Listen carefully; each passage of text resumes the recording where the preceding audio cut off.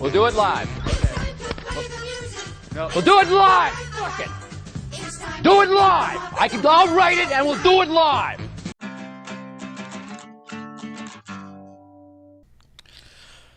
Greetings and welcome to Old Drunken Discography, where old friends, fans come together to BS, argue, and blah, blah, blah, blah. This is our 2001 top albums, our meat grinder. I'm your host, Jason. With me is Tim. Go Mariners! Trey. Hi. Joe. Roll Tide. And at the bottom, for some reason, is Bill. Go Brewers! Oh, yeah. Oh, this Originally from Seattle. This is part 2. This is our rankings so far. We kind of explained the rules and whatnots before, so we're just going to jump into the next album. And for simplicity, I'll start it because I'm at the top. Oh, I got a 1 or 2. Nobody else has this one. Yep. If I can find it. All by yourself. You know this one, right, Joe? Zero Down? I should know this one. I know the name. I know Zero Down, but I don't think I remember this album. You know Down This Road. I don't know. Well, whatever. It's a fat band. I'm sure I've heard it a million times. The guitarist for Strung Out left, Jim Cherry, started his own band. So this is basically like Strung Out before they became the Strung Out we know now. So it's like very like skate punk. Great lyrics, really sad shit. Rest in peace, Jim Cherry. This is all he did because he passed away shortly after. But it's a great little one-shot band, I guess, that deserves to be mentioned. Bite the Hand That Feeds. Is that like Nine Inch Nails one or No, that doesn't come out for another like 4 or 5 years. Oh, Nine so, Inch Nails covered it. Yeah, not a cover. No, that's a Trent original. well, I'd say like it's okay. I'm trying to think of how the song's Another Day, Another Dollar, Another Bill Collecting Caller. You know that song, Joe. Mm-hmm. It was on when one of she the told me it comps. was the kind of the Strung Out side project type, kind of. I remember it now. We about to talk about a Lagwagon side project, too. Yeah, we are. Let's see. Tim is next. Fire! God hates us all. I do like this album cover. Look at the It's date. 2001, so we can't gloss over the fact that on September 11th, Slayer put out an album called God Hates Us All. Holy cow! You got to the end of the year really quick. Yeah, we did. Well, You this is did. still back when people went to malls, so everybody held the releases until like October, November, so they were in time for Christmas.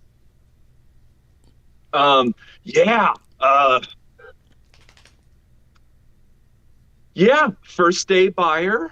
That where you were that day? Yeah. It's where I ended up. Yeah, it's where I ended up.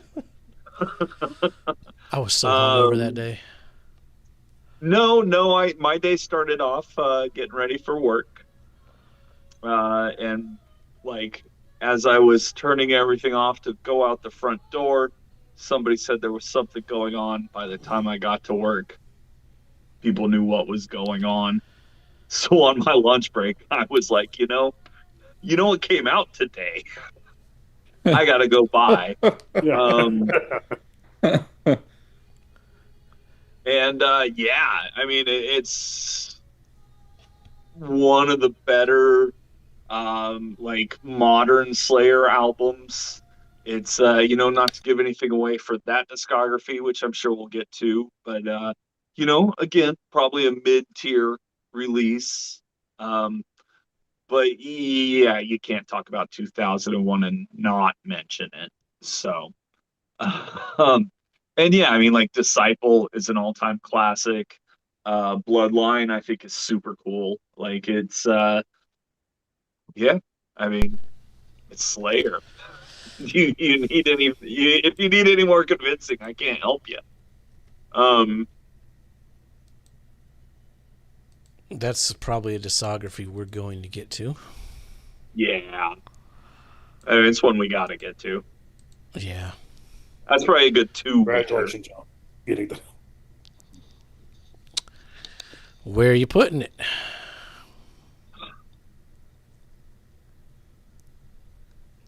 I forgot how good that Son of Sam album is, so I'm going to put this one at number 3.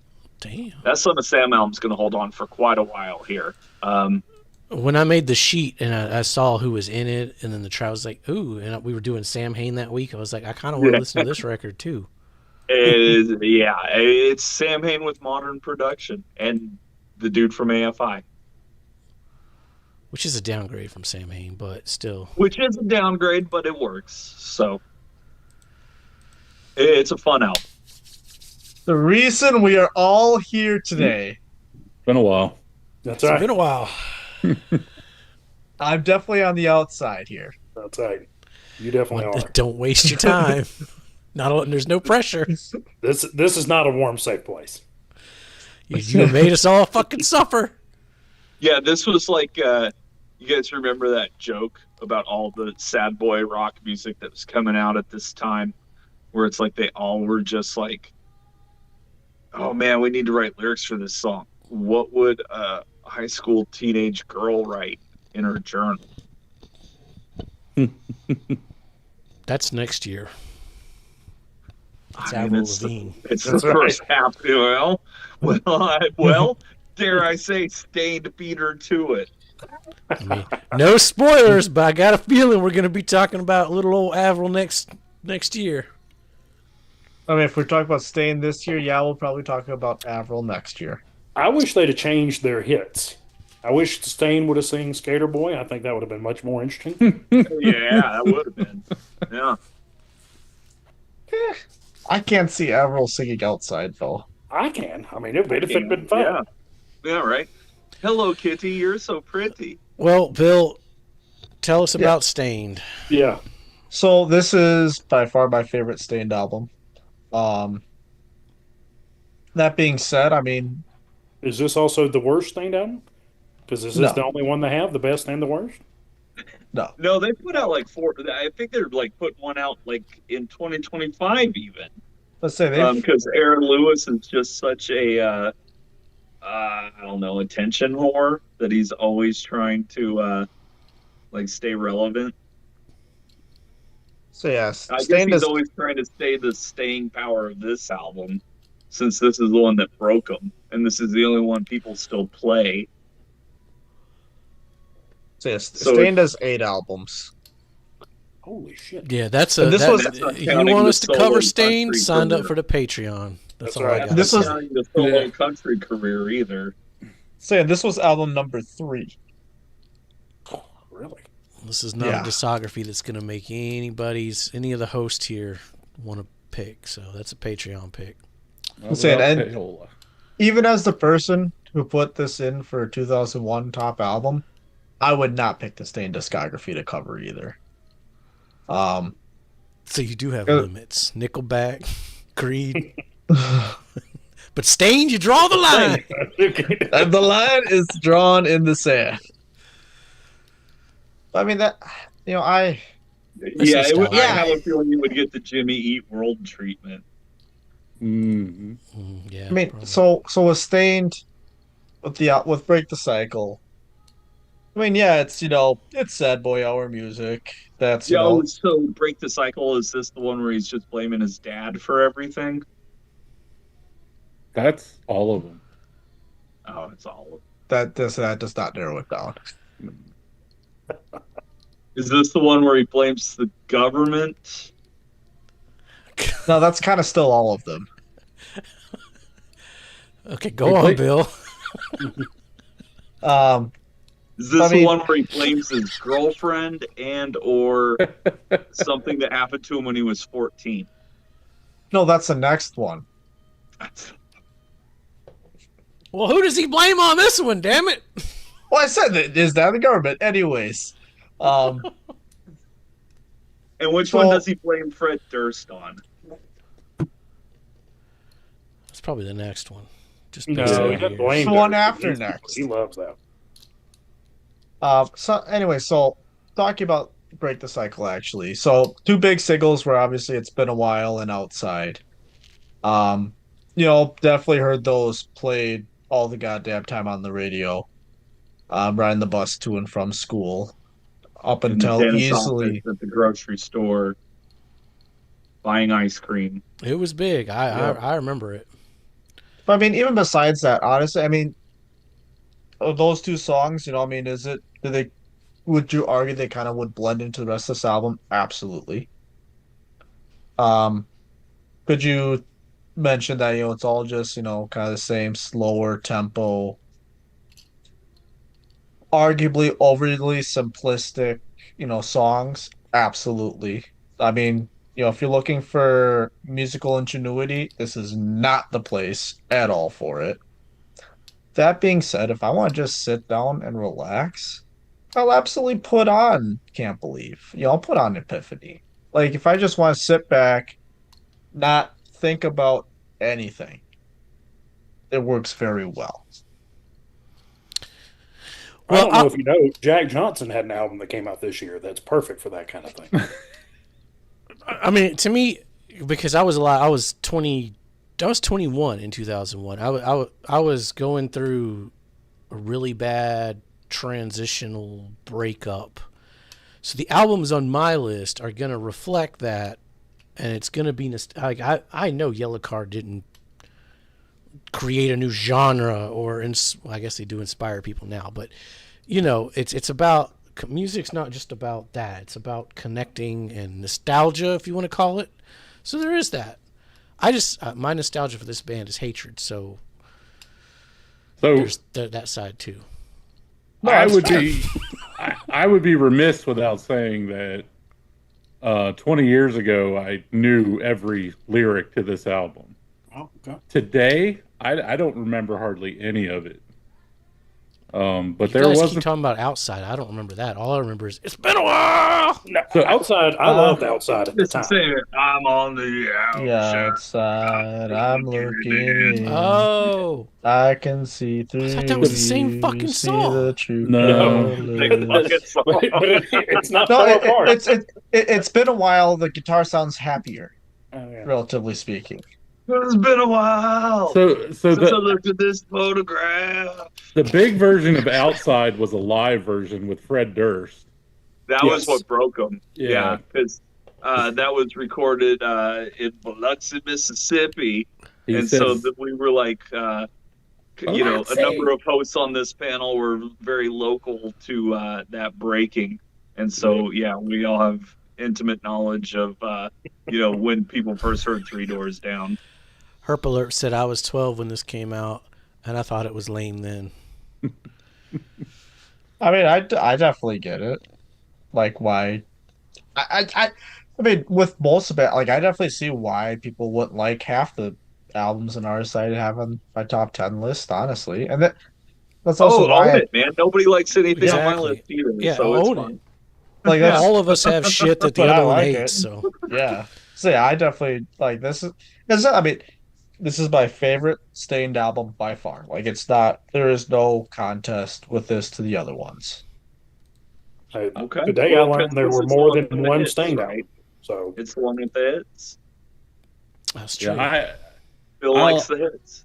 I'll listen to the one before this one, just because. They sound like a band that is one of those bands that the hits is probably the best shit they got anyway. Yeah, I mean, could That's you a thing, suffice too. with just like a best of comp or EP? You Even can get a 7-inch. It's been a 7-inch? while on Outside. right? Yeah.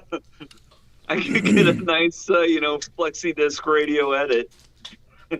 I forgot it was a live version of Outside. But TK had it. I mean, they nailed that. They were on top of that. Oh, It was done TK at the loved Gulf this one. Coast Coliseum. They would I play. can't- They play some Tom Sawyer, then they play some Stained. Yep. Yep. I can't forget Fred. I knew a number of people who were actually at that show, and so they were like constantly like requesting it from old TK, and I can't forget Fred Durst saying, "Let me see them lighters." I saw Fred Durst in '99 for the Family Values tour. Oh. That CD that they released, I would have been 98. 90. That was the show I was at. Somewhere near, yeah. $2 bill, y'all. Almost died on the way back. Katrina, shout out Katrina. Go check out our Misfits review. She almost killed us that night. Well, where are you putting it, Bill? That tracks. You know, I am going to put this one right Number 1. at number 4. I can't put this above the Gorillas. Oh, darn. I was hoping we had to listen to that one. I actually listened to that album. I started listening to it because I was like, oh, maybe I did like Stain because I remembered Outside and it's been a while. And I was like, maybe it's a hidden gem, and I'll put it in my top 10. Wasn't for me. Yeah. But this one is for me. That's an honorable mention. So, Bad Astronaut is a side project for the Caper. And some other musicians are in there too, but really Derek on drums. Derek was on drums, but Joey Cape from Lagwagon. That's really where this came from. I had no idea who it was at the time. I heard of Bad Astronaut because they did a split with Armchair Martian, and it was Bad Astronaut versus Armchair Martian, and so that's where I first learned about Bad Astronaut. And I was like, those are cool, 2 cool band names. I wonder what they sound like. And so I heard Bad Astronaut off something. Right, that's a 7-inch you pick up. Yeah. I heard Bad Astronaut on something. I heard one of the songs off this album. Maybe it was Needle in the Hay. On something. I was like, okay, that sounds interesting. So started listening to Bad Astronaut. Picked up Acrophobe and just loved it. I love this. And I'd heard Lagwagon thing, and I'd like Lagwagon, but I loved Bad Astronaut.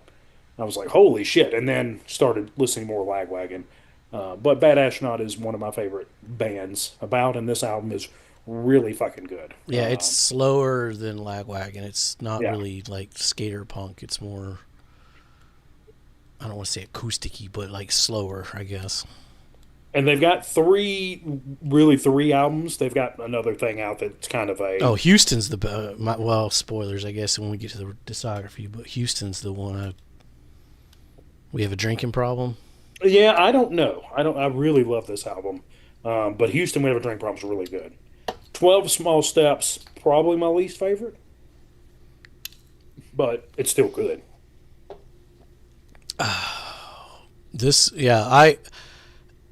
Joey Cape is underrated as a songwriter, like, just period. He should have been fucking Farrell.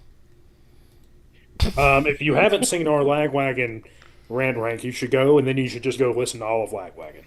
I think we should redo them in the new format eventually, because Tim wasn't there for Lagwagon. Oh, you weren't? I'm down to do Lagwagon. I'll listen to Lagwagon anytime. Doing it on the show, it was such a eye-opening, like, this band's fucking flawless. Like, they don't have a bad album. I was thinking they had a couple, like, but no. Yeah, their first album, I was like, this is going to be, I don't know how this is going to be. It seems, I was like, everything's great. So for Bad Astronaut, we're going to move above Jack Johnson. Oh, sorry, darn. Jack. Yeah, sorry, Jack. We can't make it to the grinder. And we're going to move above Propaganda. Wow. So Jack Johnson, same level as Stain. Well, Bill's trying to throw any kind of little rocks he has. I'm just saying. I'm throwing pebbles at the fortress, man. Like, eventually something will get through. If you want to throw on some flip-flops and just have a relaxed time listening to music, Jack Johnson's your guy. That's true. He made that comparison earlier when you were talking about Stain. See, here they are. That's right. Back to back. Bad Astronaut's not going to go above Alkaline Trio, but we're sitting above. So Jack Johnson really catches the melody. That's right. So Jack Johnson is for the Fairhopians. Stain's for Mobile. That's right. Oh yeah. Grand Bay. Grand Bay. Oh shit. Some of our jokes just don't land because we're all from Alabama. Right. Or 3 of us are. Oh. Sorry, we lived in Alabama. Mm-hmm. Not from. All right, we got Tool. All right. So The thing I enjoy about Tool is their rhythm section. Justin Chancellor, Danny Carey. I can listen to Tool musically anytime. The thing that holds them back for me is Keenan. He just, I don't know. He's got a very nice voice, but lyrically, he's so pretentious and weird that it's very hard to get into. So, my favorite song on this album is Triad because it's an instrumental. But it's a good album. Schism, Probably made my Parabola. top 10. I was gonna say I think I Probably made there my Tim's. top song. No, it was in Tim's top 10. Yeah, Yeah. Schism's good. I don't know. It's more of an album that I'll listen to, like Bill said, if I just want to chill and listen to some, good instrumentals. I'll listen to this album and kind of zone out Maynard. But yeah, I don't have a whole lot to say about it. Well, I'd just like to say, this is spoilers for if you're watching live, but if you're watching this in the order of our show, we like diversity on our show. That's, Tim and I have a lot of similarities in our music, but we have a lot of differences too. And Bill had a lot of differences. And Trey's taken over, and he's got a lot of differences because I guarantee you if Trey wasn't here, we wouldn't be fucking talking about Tool. So, Trey, we're glad you're here. Yeah, I mean, Absolutely, I wish there was someone who could talk about it more positively than me. I still listen to it. I still like it. It's in my top 10. It's just I know what Tool is to me. I was off the Tool train by this point. Like I'll stand by the first two. Like I think Undertow is a pretty solid record, and I like Anima too. But this one, I was off the Tool train by this point. Isn't Tool the video I joined y'all where the people were like, "Why is this guy on the Tool video?" Yes. Yeah. Go check out our Tool review. That made it even better. I was just hanging out. Yeah. This is where they start, in my opinion, to get exhausting. That whole lateralis where they put the Fibonacci sequence into the lyrics. Oh my God, those Tool fans will tell you all about that. Oh, I know. How fucking genius it is. One of the highlights for me, though, is the final track. I'm not even going to try to pronounce it. I am an old school Art Bell Coast to Coast fan. We'll call it Feliz Navidad. Mm-hmm. Yeah, the lyrics on that is just a radio clip from Coast to Coast, so that's fun to listen to every once in a while. Tool fans make us Sonic Youth fans look good. Yeah, they're very passionate people. I really enjoyed Schism, and then I tried to listen to the rest of that album, and I was like, not for me. If I remember, there's a couple good songs. Like, it's not a bad record. It's just not a record for me. For me, it's mostly about the rhythm section. I wish they had a different lead singer. But what are you going to do? Where are you placing it? That's like Circle Story whenever he was kept his back to us the whole time when I would see it. I was like, yeah, fuck that. Yeah. No, sorry. This is an album that I inactively listen to, like I'm asleep and I listen to it. So it's number 4. Same level as Jack Johnson. that's Respect. Throw those flip flops on and just Throw those flip flops on, fall asleep, and have sad boy hours all at the same time. I don't know. All right. We got to get Joe. You're going next, just so we can move Jack Johnson around. He's going down. Are we moving it around? You never know. He might. I may pull a Mulk and throw Jack Johnson number 1. That's going to completely change that Jack Johnson artwork too. That's right. I think you're going to have to get this whole Jack Johnson stain thing out of the way. That's right. We got to move. We gotta move. So the Ataris, Jason, you've got this one on there. Yours also, I believe. I got this one. This is the first Ataris album I think I listened to in full. Surely not. No, because you and I. When did this come out? No, I didn't know you at this point. 2001.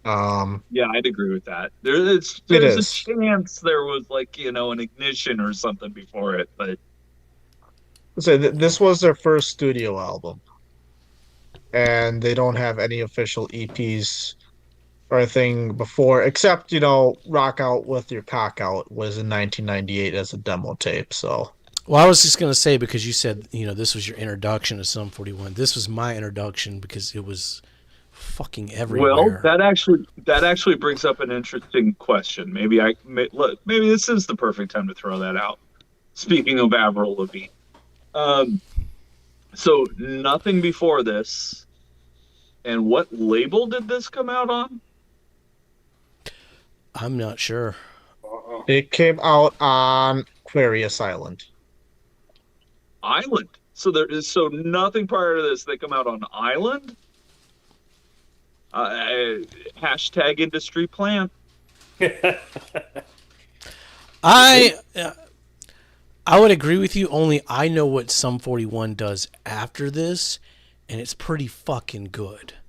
No, This record, I'm fuck not this gonna. record. Their Ignition comes next with Chuck. I was actually in a band with a dude who swore by this album, so I have heard it, and it's not terrible. I'm not a fan. I hated it back then. Yeah, I didn't. Yeah. And I'm gonna call it. Industry. Because what did they do? Because really, what did they do after this? Because you know who else is from Canada? Fucking Propaganda. Yep. You know who else is from fucking Canada? Chad Kroger. Yes, he is. So I figured that was gonna come. You know who else is from Canada? Alanis Morissette. God herself. So it's Sorry. Michael J. Fox. We always hijack Bill when he's talking about his record.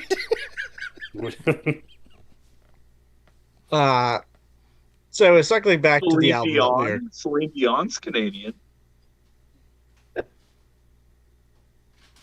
Half Hour Power was their first album. Isn't Shania Twain Canadian too? Half Hour of Power. Yes. That sounds familiar. I think Sam. That's EP. Oh, okay.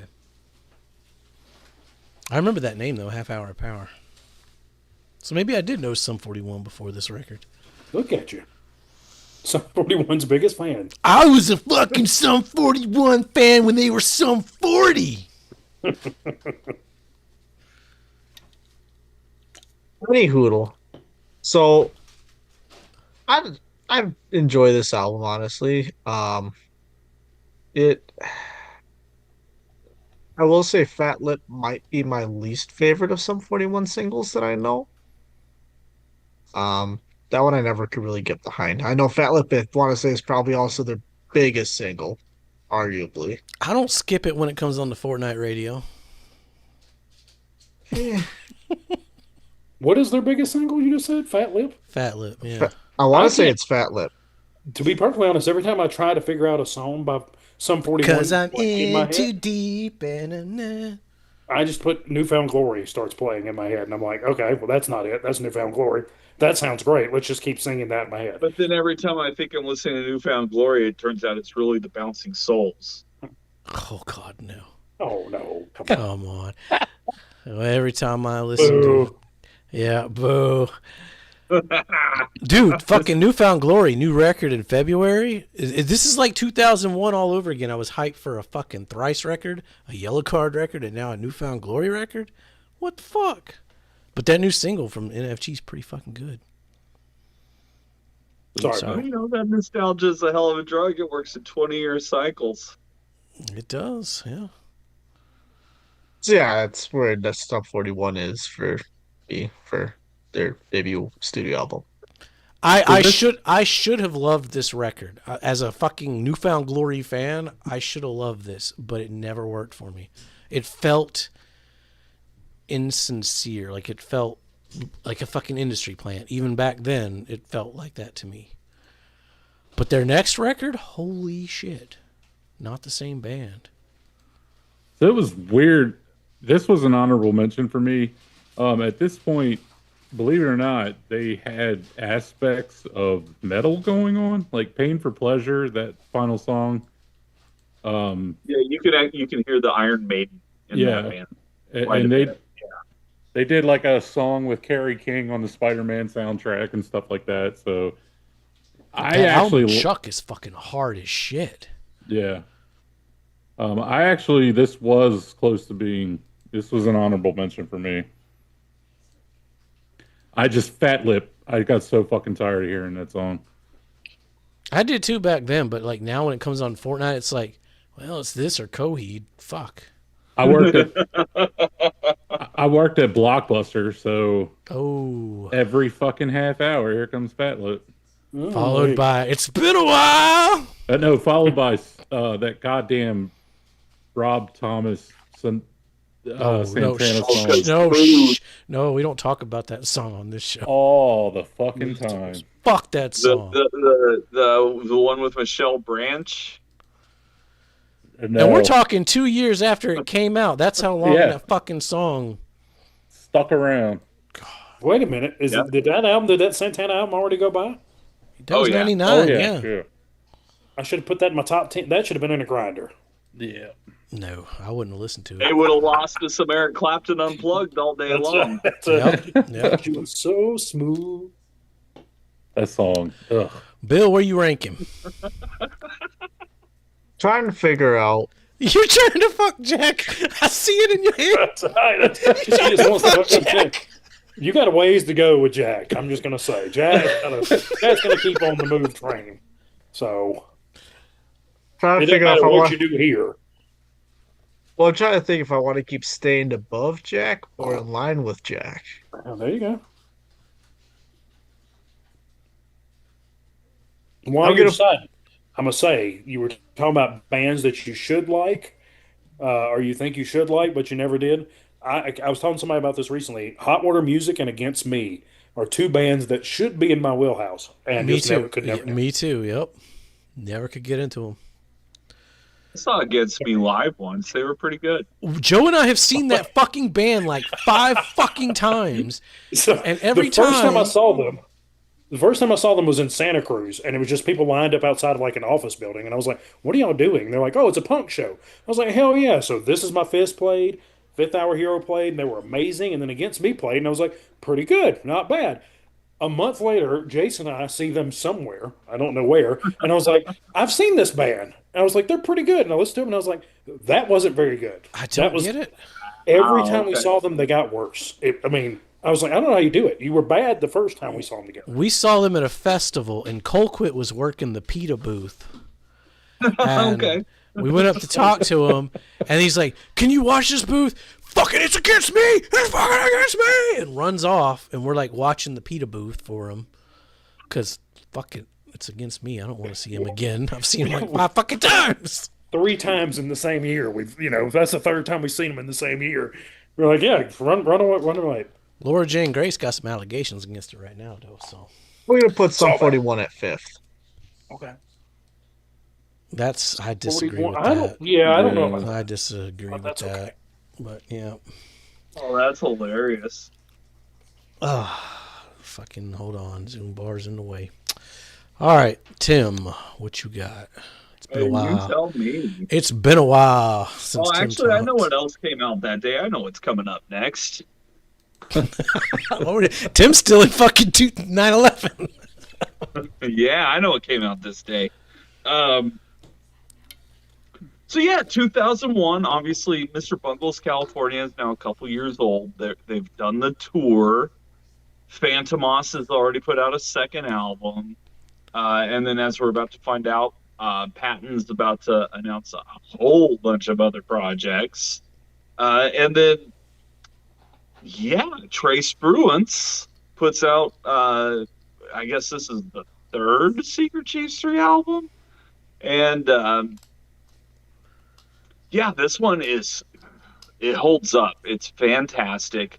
I kind of picture this as it's a little more danceable than their previous releases. It's still instrumental. It's still all done with real instruments. It's still very much like, did you like Disco Volante? Now here it is without vocals. And yeah, it's just this is one of those bands I think we're gonna have to get to as well because they transcend genre. They're Arabian disco, surf, punk, thrash metal, all in a movie soundscape. Yeah, this is just fascinating stuff. Absolutely holds up. Some all-time classic bangers on here. I mean, you could throw a dart and pick songs out of it, but really, as a whole piece, this is just a masterpiece of an album. Um, yeah, amazing album from an amazing band.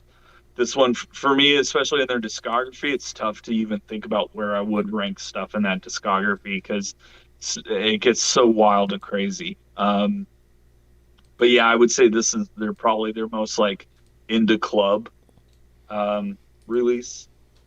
It's really good. I like to think Really, about never heard Secret it. Chiefs in the club.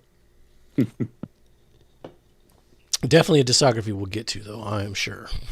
yeah, and 2001 is when the rumors about Mr. Bungle breaking up started. So it was really interesting to see that.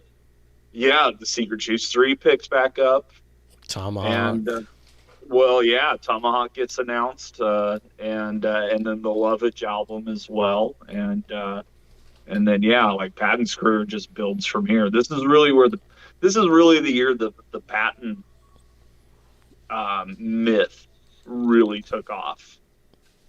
He was already a legend by this point, with all the stuff he'd done with Hidden Bungle and Faith No More. But this is really where he became the man of 1,000 voices and 1,000 bands and beyond. And yeah, and I think the Secret Juice 3 hold up in that catalog as well. I think the whole thing is, it shows that Mr. Bungle is not just Mike Patton. It's a whole host of musicians that are all just masters at what they do, and all bring an interesting flavor to the casserole that is Mr. Bungle. And then as you break off and look at what they're doing individually, you really start to get your palate really shapes the flavors of what everybody's bringing, and different sauces, different spices. And yeah, you can definitely see where Disco Volante comes from on this. Where you placing it? It's going to go to number 2. No more Slayer. I'll save you, Joe. Wasn't that like my least favorite album in the 90s? Yeah, it was one of Slayer them. Yeah, it one? was one you made a point to be like, I don't know about that shit. Yeah, I was like, I listened to a lot of things, and I was like, I can respect it. And I was like, but that was just a bad album. That's one of their best albums, so I don't even know where to begin with that. All aboard the Patton train. Choo, choo. Yeah, the Patton train is like leaving the station in 2001 and is gonna just completely piss all over this decade. If you're just now joining us or you're not watching this live, we stream live the first Monday of every month. So sometimes you'll hear us just answer live chats and stuff. So just pay no attention to that. But watch us on Mondays, the first Monday. But Sam, we'll read your top 10 Discord list during the break. All right. Chat. Trey got Muse. Yeah, Muse. So Muse this is the beginning of 3 great albums by Muse. After those 3, the quality dropped significantly. I really liked them up until they became like the Twilight band, because the woman who wrote Twilight was obsessed with them, and then they ended up on all the albums, and it just, they kind of, I don't know what the hell happened, but this album specifically, it's so good from the beginning, Newborn, all the way through. It's I don't know. I don't know how to explain it. It's one of those albums I love. Feeling Good is a cover that it's that song you've heard 1,000 times before, but they do a great job with it. It's not my favorite of their albums, but this is when it started for me, and it went for a little while. But yeah, it's very very good. This is another one where like because everything you said I agree with. That run of 3 albums, because this is an honorable mention for me. And I know what 3 albums you're talking about, and I know the one after that, and that's I'm on the same. It's a discography I'd love to do, but I really don't want to listen to any Muse past those 3 records.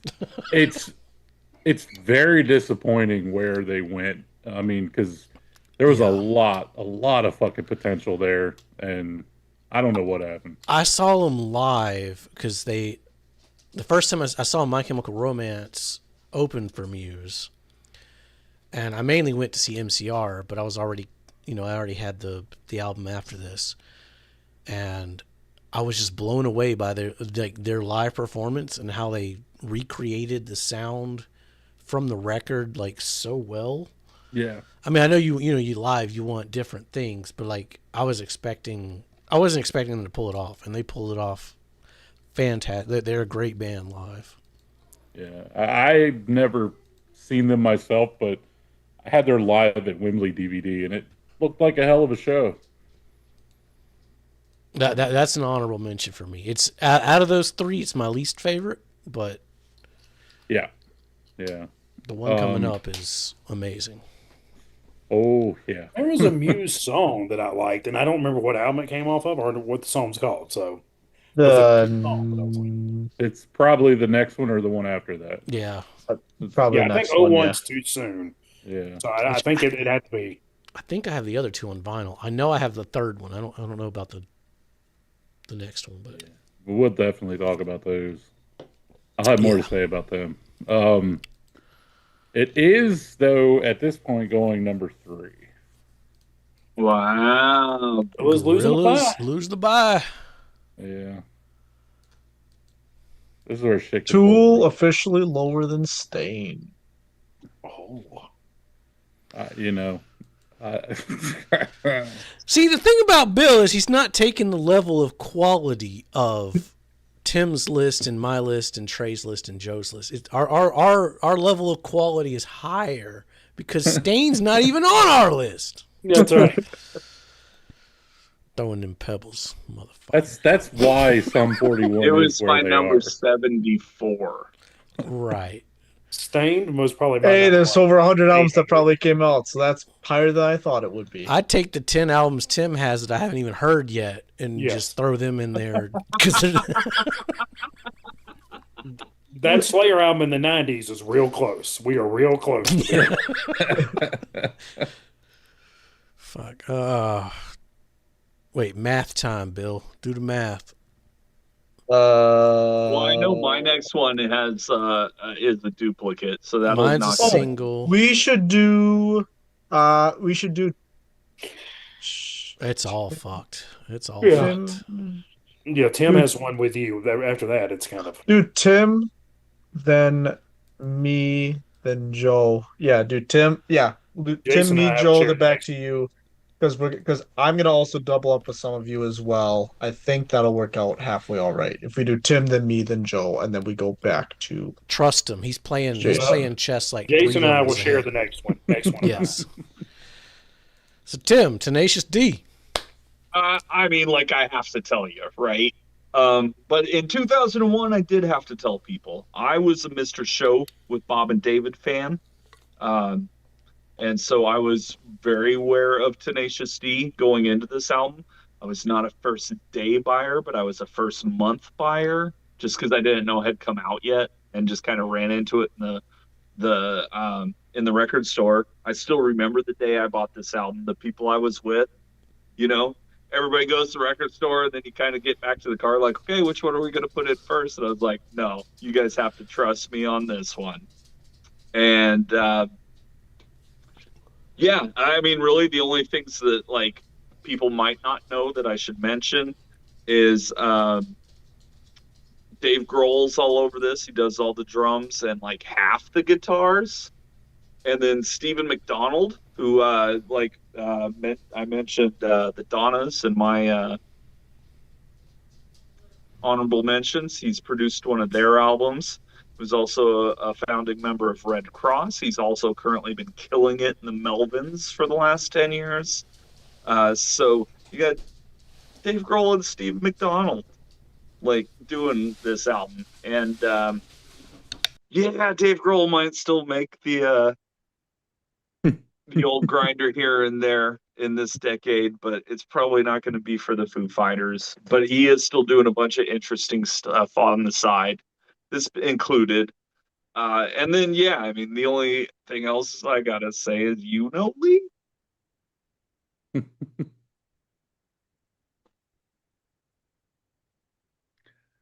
Trey. Yeah, so I was probably one of the people that had to be told about this in 2001. I don't remember what I first heard. It was probably Fuck Her Gently, because that took off. It was either that or, of course, was huge, and Wonder Boy was huge. Tribute. It was either that or Kielbasa, because Kielbasa. I love Kielbasa. That song is.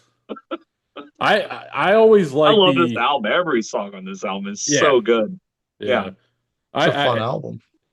Yeah, it's definitely one that I don't listen to often, just because like with me in comedy, I can wear it out really quick. And with their brand of comedy, it's kind of, it's really on the news. And it's my brand of comedy, so I can definitely take this all day long. Yeah. And I would almost even argue, and I mean, their discography is big enough now that we could probably get a week out of them. But I would argue this is like one of the ultimate cases of first album bias examples that there is. Yeah, big time. Because I mean, Pick a Destiny is still pretty good. Sure. Yeah, you do get Meatloaf on that one. Yes, you do. And Dio. And Dio. It was funny. I was listening to this. I was listening to this around my middle one, and she's listening to it, and Jack Black's voice. I'm like, you recognize that voice, right? And she's like, no. Nope. I said, it's Kung Fu Panda. I said, yeah, exactly. I said, it's Kung Fu Panda. That's Shrek. That's Jack Black. I didn't know he cussed that much. Oh, like, you got a lot to learn, kid. Right? I mean, you can really only do one. Yeah. That's all you need. Yeah. That's right. So, but yeah, I mean, it's a fun album. Yes. I suffer from Jack Black fatigue maybe 15 years ago. Like, fuck Jack Black. Sorry. Damn. Well, even with the Jack Black fatigue, this album still holds up. Yeah, I agree. It was because I have the fatigue too, but it's refreshing to listen to this and remember what he was. Yes. Yes. Maybe if we talked about this record like a year ago, I'd have a different opinion. But now, and all the shit that's happened recently, yeah.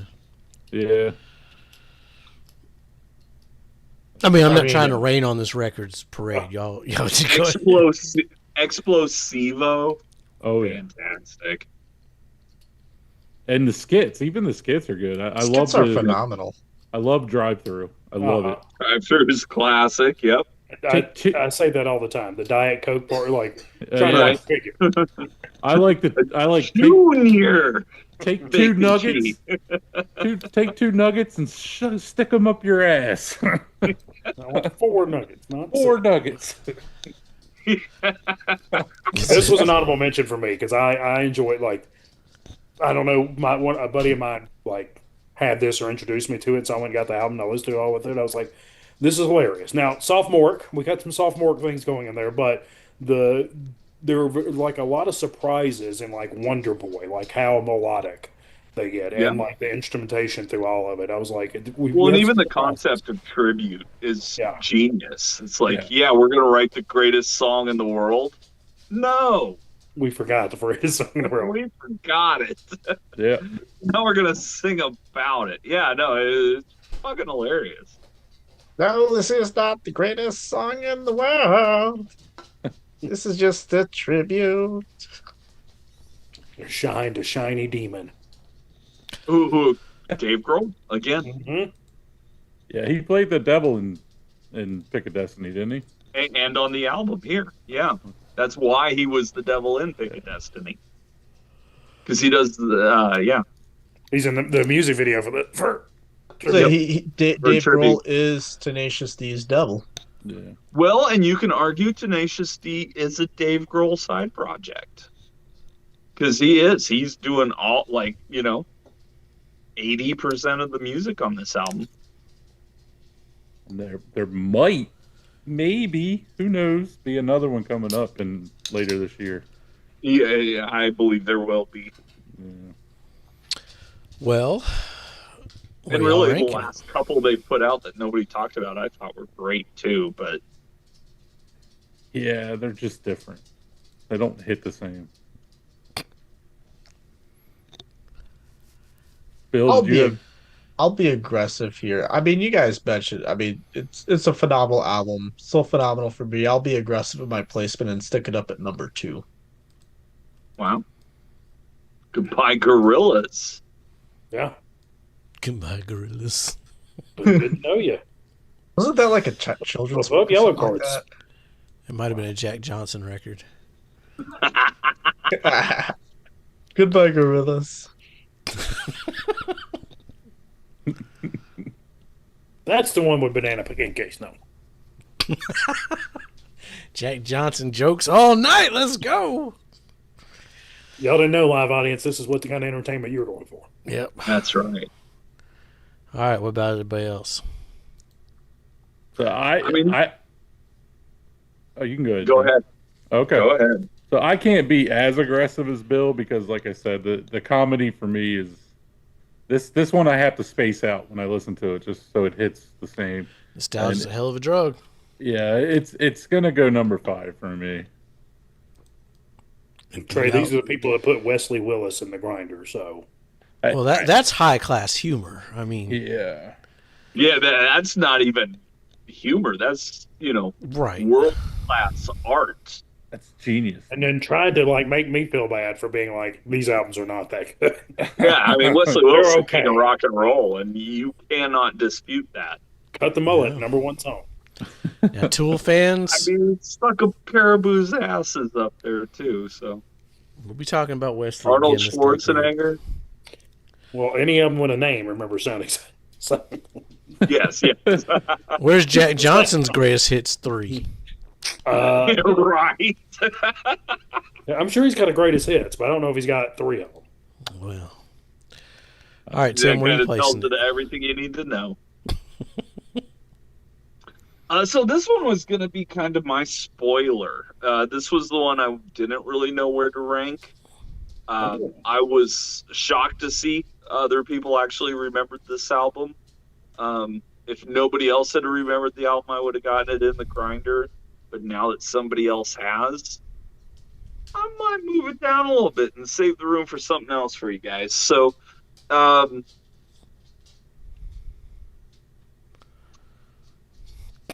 I'll split the difference here and put it at number 4.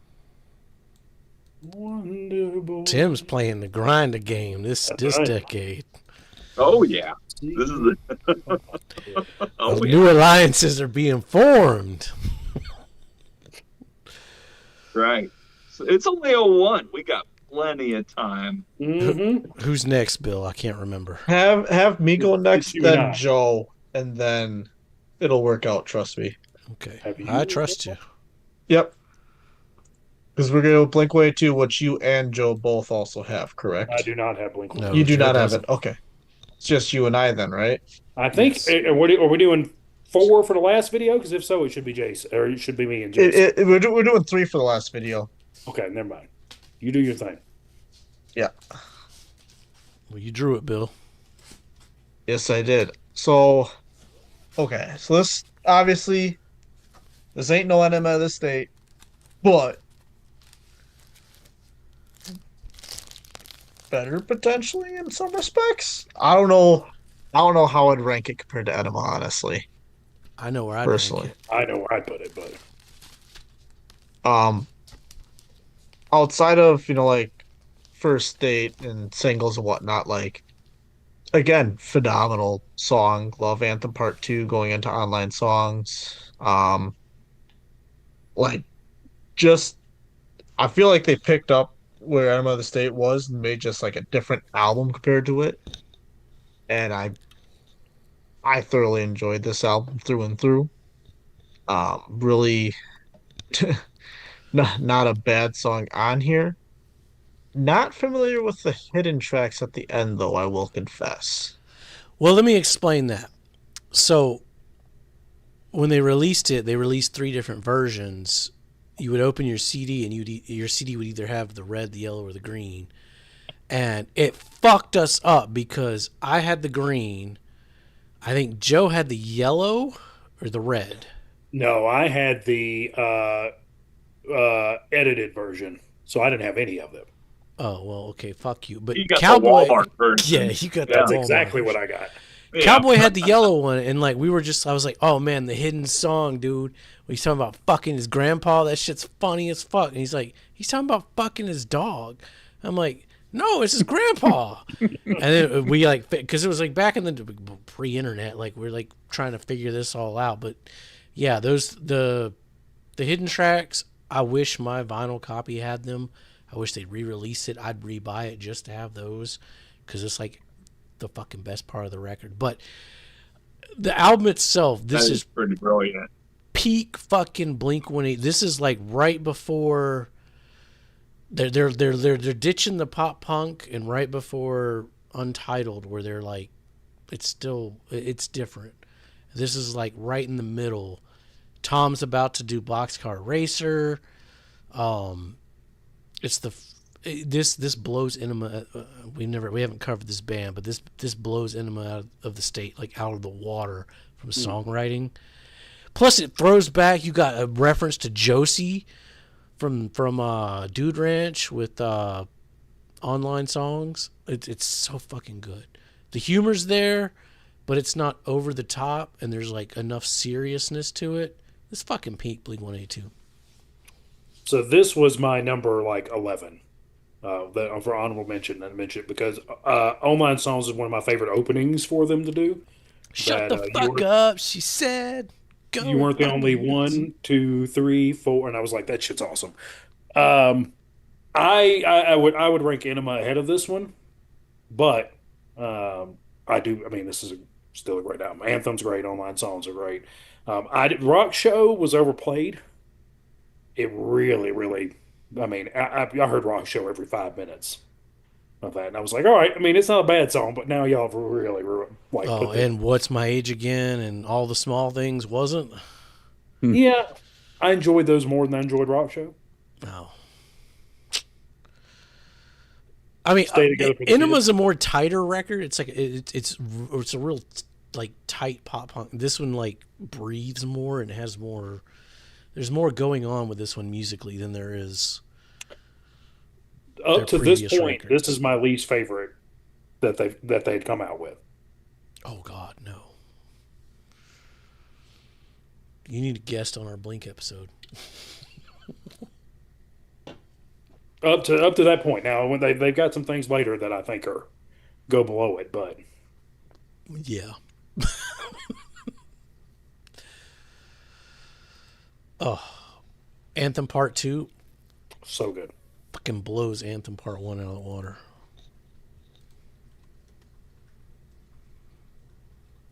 That was the coolest thing too. Was like because Enema ends with Anthem, and then Anthem Part 2 is on the next record. That was cool as shit back in the day. It only took them 20, what, 4 years, 23 years to get. To Anthem third Part 3, Oh. which is pretty good. One of the Yeah. better songs on the new record. Where you put I it? had it, Nacho. Oh, that's right. The math's fucked I up. just talked about it. Yep, sorry. It'll all even out after this. So I'm gonna shove this up at number 2. Oh shit! One for the kids out. Stain, moving on down. Lower than Jack Johnson. Oh shit! But back in line with Tool. That's true. We still got an episode to go. That could change. Where the fuck did I put it? Well, she said. Good album though. I put it above Alkaline Trio. Holy Moses! Sweet I baby fucking love Jesus. that record. That's a man playing the game right there. Yeah. No, I fucking love this record. Like it's their best record. Like to me, maybe second best, but we'll get there. Let me tell you how confused I was getting it from Walmart. So I'd be listening to it and I was like, Why the fuck would you buy a Blink 182 record from Walmart? I didn't know. I was just Right? buying an album. From somewhere. 2001. Yeah. Right? I swear they had one that was the non-edited version at Walmart, and I thought I grabbed that one, and I did not. I did buy Alkaline They Trio's didn't Good have Morning it at from Walmart. You thought wrong. Yeah. It Wasn't rough. that's how you got introduced, right? They still That's how I don't have it at introduced. Walmart. It was not edited because even Walmart didn't know who the fuck Alkaline Trio was. That's right. I remember we They had knew Blink though. Good Morning That's was a fun time. Like when you got that album, I was like, yes, sir. Because I remember us listening to it pulling out of Lake Forest. Is Joe's next, right, Bill? Yo, yep. Okay. Because both you and him are going to talk about Rise Against. Rising Against, so another Chicago band. Boy, we have really fallen off a cliff lately with Rise Against. But as the beginnings of Rise Against, amazing. So I love this album. That's a badass cover. Yeah, it's a cool cover. The thing that got me into, I think I started Rise Against. I know Jason introduced me to it, obviously, but their next album really is like the solidifier of where I love Rise Against. This album took a little bit to grow on me, but I think I heard all of my favorite songs off this album a lot of times, and then like put the album together, and I was like, oh, this is great. Once you think it's about to hit a lull in this album, like when it gets to around track 5, 6, somewhere in there, and you think you're going to get in a lull, the unraveling comes in, and then it just picks right back up to the end of the album. So amazing, Alive and Well, just a kick-ass start to it. My Life Inside Your Heart, Great Awakening's amazing. 6 Ways Till Sunday's amazing. I think 401 Kill, The Art of Losing, that's what I'm saying, we're kind of losing things, but the Unraveling picks it back up. Stained Glass and Marble, Ever Changing is the best song on there. Sometimes Selling Out is Giving Up. I mean, it's just so good as we go through. Their next record was a day one buy for me. Like I got on the Rise Against train with this record. I had heard 6 Ways Till Sunday actually on the same comp. It wasn't a fat comp, or it might have been, but it was like a free CD you'd get at a show. And it also had a Good Riddance song I'll talk about later, and a Weaker Than song. But it had 6 Ways to Sunday on it. Well, no, 6 Ways to Sunday was on a fat comp. It was I can't fucking remember. That was 20 years ago. I love this fucking record. 25 years ago. Right. Yeah. Ever Changing is one of it's up there with, this was just the year of like, Yellow Card's Rough Draft, I Owe You One Galaxy, Ever Changing. I'm telling you, I was going through some fucked up shit relationship wise, and these songs like helped me. And I still think Ever Changing is the greatest thing Tim's ever wrote. I saw him on this tour. I fucking love this record. Not my favorite Rise Against. Like Joe said, they got a better one coming up. But yeah, Ever Changing is maybe their best song. It's up there. And you can just take it out of anywhere. Like it's one of those songs where you can just take Ever Changing out, and listen to it anywhere. It doesn't have to be set in an album. Like sometimes you listen to a song, you're like, it's really good because of the way that it was placed on an album. Ever Changing, you just take it away. You can put it anywhere. Man, how this band has fallen so fucking hard. So hard. Rock. It's been a moment since I've listened to older Rise Against, and then I'd heard their latest album, and I was like, I It's am so correct on my point of their how he sounds now compared to how he used to, and it really sounds like we used to have passion. And well, now also I'm musically, worried like about it. it's not even the same band. Like this album is mostly 88 Fingers Louie with Tim. But at some point, like they lose the bassist, I think, and then maybe the guitarist, and now they got these other people that've been there forever. But like this is fucking good Rise Against. Mhm. Saying that though, where'd you place it, Joe? So we're gonna move Jack Johnson down. We're gonna tie him up with Stained again. Preach. Um, And Tool. And Tool. Yeah, Tool. We're right there with Tool. It's gonna go above Propaganda. Ooh. Oh God, I That's just aggressive. can't put it above Indus Forever though. them Canadians, Just missing. Yeah. them Canadians fucking nailed it. I just Boy. can't. Yeah, and that's like my favorite Atari's album, and that's not my favorite Rise Against album. So Not your favorite Propaganda either, evidently. no, That's fucked up. Propaganda is good. I just think the Rise Against is better. It's gonna go number 6 for me. Holy Moses! I thought that was gonna be tough to get up into your grinder once you take off your pants and jacket up there. I was like, I don't think Rise Against gonna hop above that. No, I mean, yeah, the Alkaline Trio also up there. Like, it ain't hopping a good. It ain't skipping old Alkaline Trio. They're not gonna be able to skip Alkaline Trio in 2003 either. let's run Trey here. The All white, right, the White Stripes. Let's go. White Stripes. I'm sure we're all familiar. Covered them on this channel. Yeah, you have. Ed's first pick. Obviously, I got into this with Fell in Love with a Girl, but when I heard the whole album, I was pleasantly surprised because that's kind of a standout to what I think is one of the weaker songs on the album. I love the slower stuff, like not slower, but Hotel Yorba. We're Gonna Be Friends. Speaking of Jack Johnson, he covered that for Curious George. Offend in Every Way. I love the Union Forever. The Citizen Kane references there. I don't know. This album showed me that music could be imperfect and still really good, if that makes sense. Because I don't think, especially at this point, neither of them were the most technically proficient musicians. No, I mean he mostly plays blues riffs and variations of. But I mean, that being said, though, the riff to Dead Leaves in the Dirty Ground. Oh, yeah. Yeah. Yeah. And I still Fell in Love with a Girl. I think that's still a great song. So. I think it holds up. I don't skip it on Fortnite. No, and I don't skip it when I listen to the album. It's just it surprised me that the rest of the album didn't sound like that to me. Like, if that makes sense. No, it does. This is one of those ones that, like, yeah, I heard the single and I was like, I'm gonna go check that out. And the rest of the album didn't sound anything like it. And I was like, well, I don't know that. Yeah. Then, now, not to say like there are White Stripe albums that come out in the future that I get into as well. Yeah.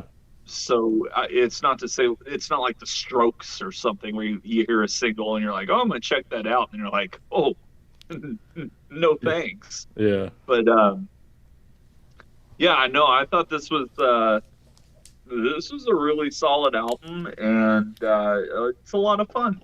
Yeah. This made my top 3 whenever we did them. This is my number 3 of their albums, and Offend in Every Way was like a top song for me. So I don't remember a lot about it besides that. Okay. I mean, I like the Strokes. That's a fun record. But if you listen to a Strokes song, you could say the same thing about Stained. It's the same song, just on repeat. Sure. This record, though, has variations. There's a lot of differences. I think I Smell a Rat is a fucking top song.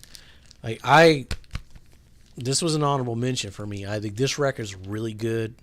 Even, I was late to the White Stripe. I wasn't listening to this in 2001, but it wasn't until maybe 10 years ago that I got into the White Stripes, because just out of boredom of like, God damn it, what am I going to listen to?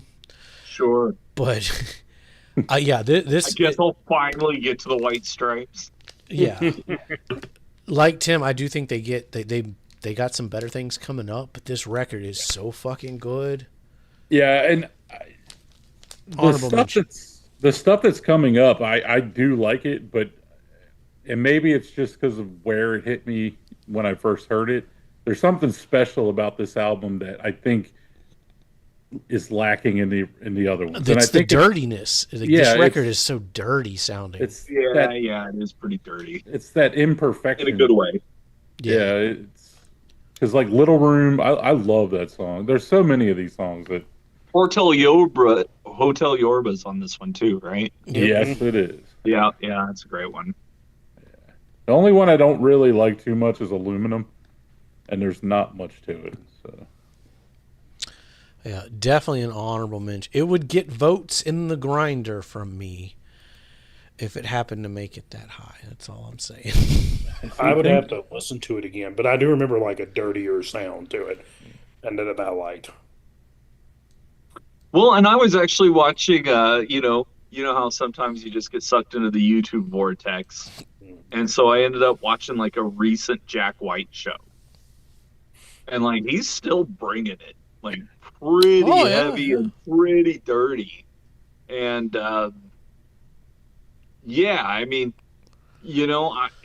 while I'm not necessarily riding that train every day, I can see why he has become one of those cultural musicians that is really a cornerstone of this entire decade we're talking about here for the next couple weeks, months. Oh yeah, Jack White's all over the 2000s. Yeah, and this is where it starts. So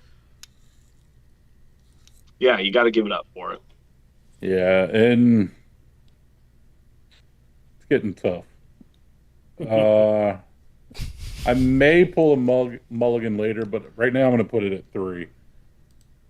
It might go higher. I don't know. I'm on the fence with it and Clutch because I like both of those albums a lot. Yeah. I mean, I know which one I'd pick out of those two. Me too. Me too. Yeah. I don't know, so don't worry, Trey. Yeah. I'm probably different from those guys, especially since you're bringing up California Crossing here. Yeah.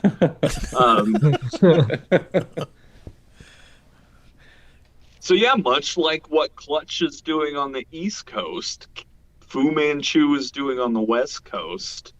We're still a year away from Songs for the Deaf and the true desert explosion. But the desert scene is bubbling. It is thriving. It is in its prime, I would argue, in this year. This is another one. So when we get to the Fu Manchu discography, they are one of those bands. It's a larger discography. I could see the argument to where if you've heard one, you've heard them all, because they're all pretty similar. They definitely have a sound. But that sound is so fantastic and so unique. That cover really, like, that's what this album sounds like. And if I remember correctly, this is the last one with Brandt on drums, who, of course, came from Caius.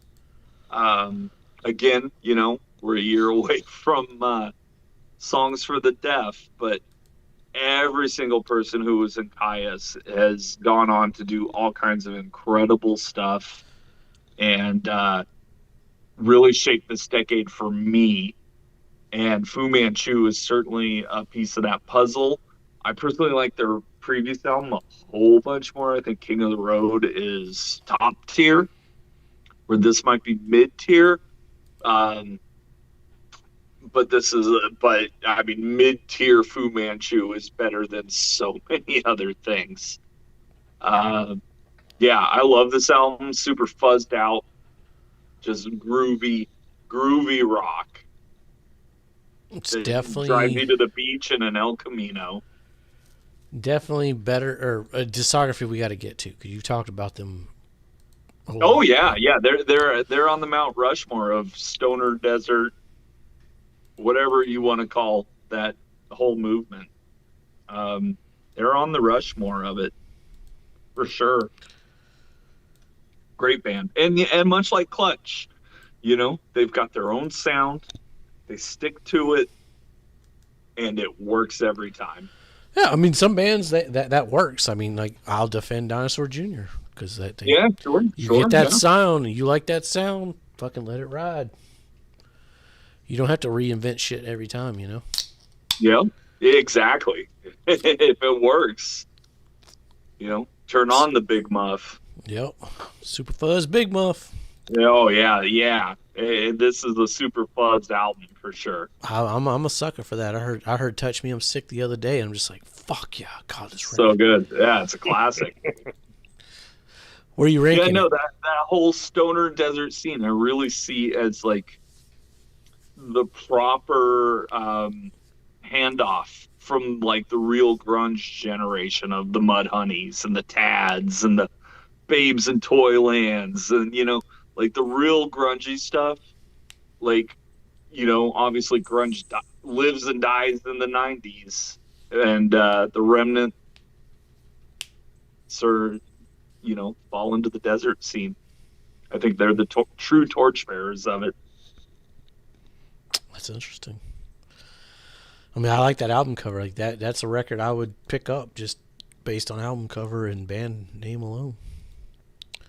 I mean, you might really dig them. So they're on the Tony Hawk soundtrack. I probably heard them before and just didn't pay attention. I don't know. I didn't play Tony Hawk that much. Jay from White Zombies produced one of their albums. Okay. I believe that's our current series airing right now. So Yeah. kids, stick around for the rest of the White Zombie. Yeah. We know it ain't going number one. Yeah. No, and I mean, honestly, like it's not my favorite Fu Manchu album. It is a really good one. And so much like Slayer, where that's not my favorite Slayer album, but it is a really good one. I think I gotta put this one below Slayer. So this is gonna go number 6 for me. But definitely has to be mentioned. I mean, it's a banger of an album.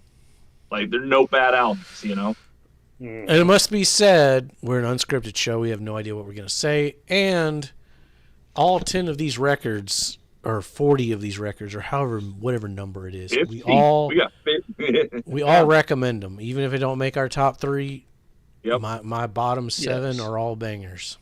Mm-hmm. If you've never heard any of mine in my 7, I do recommend you listen to them at least once. You might hate it, but I recommend it. Hey. All right, Regina Spektor. I've been waiting to put Regina Spektor on the list for as long as we've been doing this because I love so many of her albums. I did not realize 1111 was an album. I'd heard different things off of this album. And actually, I think I've heard different things off of the more extended version of it, like Aching the Pupate is one of my favorite one of her songs. Not on here, on the original track listing, but once you get into the whatever, the extended version, deluxe version, whatever, it's there. Love her voice. Really big fan. I think it's very unique. I think that over the next, pardon me, 3 albums specifically, she does they're amazing. After that, I kind of fell away from her and I picked up a little later, and it didn't sound as unique as the first 3. It didn't really pull or draw me, but she is fantastic. Really got big whenever that Weed show kind of came out. I think that's when yeah. Is she the one that does the cover, the original cover? Yep. She does the original. Yeah. Amazing voice. Yes. Yeah, Her voice and you know, crazy. so I don't think I've heard this one. I think it's the next one that I get into her. I saw her perform on a Conan O'Brien show late one night, and I was like, "Holy shit! Listen to that voice!" And so, yeah, I've been a Regina Spektor fan for quite a while myself. And yeah, the next like couple that are coming out, or we might have some buys coming up, but yeah, Begin the Hope and Soviet Quiche are the two that are. so, They're better yeah, than it this was album. Soviet Quiche that got me into her, and then yeah, Begin to Hope is I I was a first day buyer of. Yeah, this is all I had no idea who this was. Oh, yeah, her voice is so. she's very simple. much in that Tori Amos, Fiona Apple vein. I'm curious. Singer, songwriter, piano driven, Russian born, and then immigrated to New York. So there's this real there's this hard edge to it that's very Soviet, but it's also very bohemian because I think she ended up in the Village or whatever. But yeah, beautiful voice, beautiful songs, and then yeah, she eventually gets the Weeds theme song and blows up. And Our Soviet Quiche is probably the best of her, best known, especially for albums. Actually, I walked into there was a kind of a fancy bookstore in Dr. Music in Fairhope, and a girl there was. I was like, "Are you listening to Soviet Quiche?" She's like, "Yeah." And I was like, "Nobody I know knows Regina Spektor," so it's really cool. It's very unique vocal stylings. As we move further, I'm sure we'll get to that discography. Yeah, I'm interested. That genre does really well for us, and yeah. She the logical next one to get to. As we move further, we'll also be talking a little bit about Joanna Newsom, another very unique voice, plays a harp in movies. So, but really, really, I love the Tory vein that you were talking about. It kind of, to me, it kind of stretches out from there. Yeah.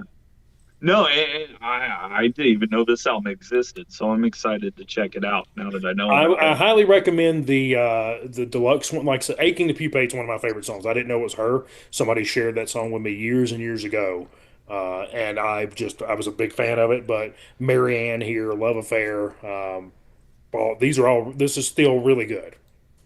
I'm curious. Yeah. That's definitely an artist I'd like to check out. She's awesome, and just a piano phenom too. Oh yeah, just absolutely world class, one of the best in the world level. Yeah, she's great. Instrumentally, vocally, she's fun. That's a fun listen. If you get a chance, checks all the boxes. Check her out. Because Tori owns the '90s, but the 2000s. She's got one more album coming out that after that it's going to be a while before I get back on the Tory train. So with that said, I love Regina. She is going to go behind Jack.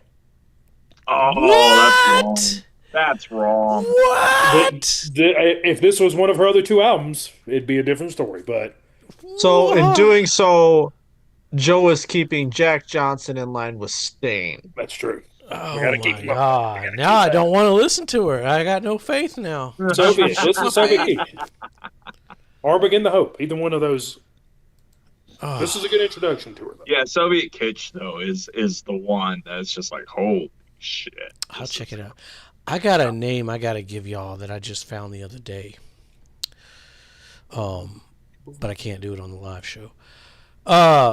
Stick around. I know where you found that name. Shh. We're gonna talk about. We're gonna finish it up. We're gonna wrap it up. Part 3's coming up. Let's see what we got. Lock in them meat grinder picks. Alkaline Trio has a bye. The Ataris have a bye. Tenacious D has no. Blink has a bye. Blink has a bye. Yeah. That's it.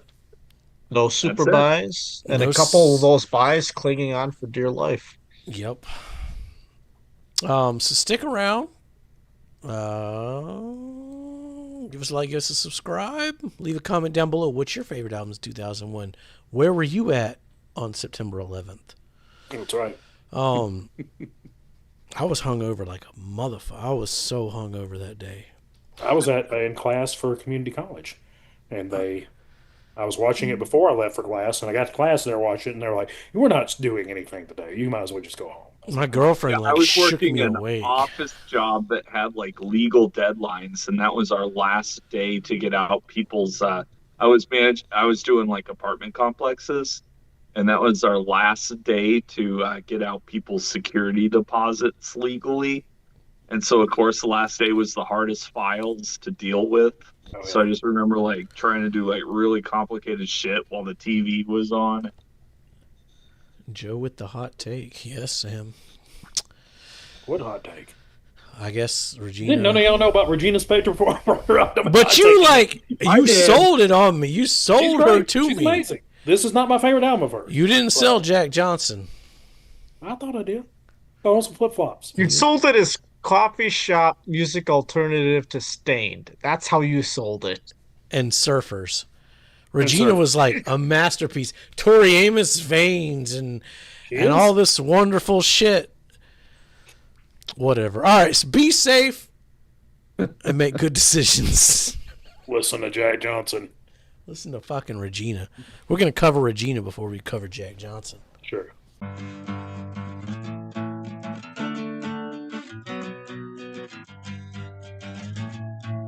And then you go a little woo, and then a little whoop, whoop, whoop, whoop, whoop, and then it's all, and then you're ready to go again. Y'all come back now, you hear?